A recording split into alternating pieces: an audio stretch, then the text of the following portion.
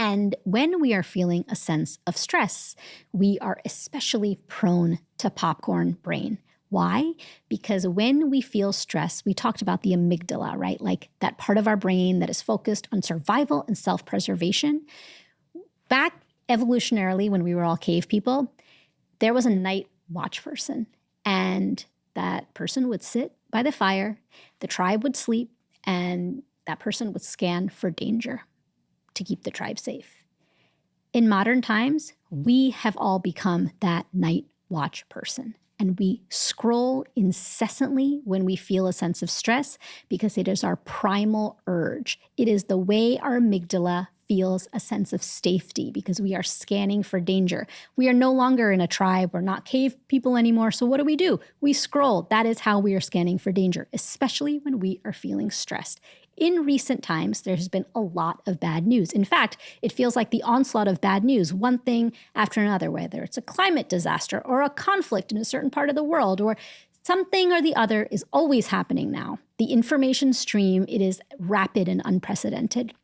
And so we are constantly scrolling and scanning for danger.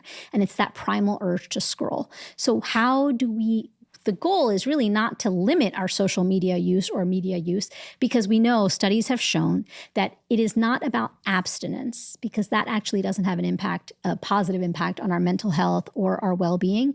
But what does have an impact on our mental health and well-being is decreasing our reliance to our phones. You know, most of us check our phones 2,600 times a day. That is a statistic. 2,617 times a day is the average number of times a person looks at their phone. Think about that, right?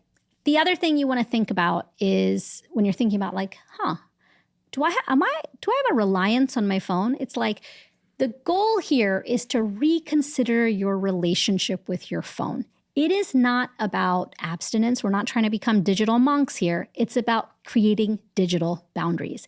In every relationship in your life, you have boundaries. You have a boundary with your partner, with your children, with your colleagues, because relationships need boundaries, right, to thrive.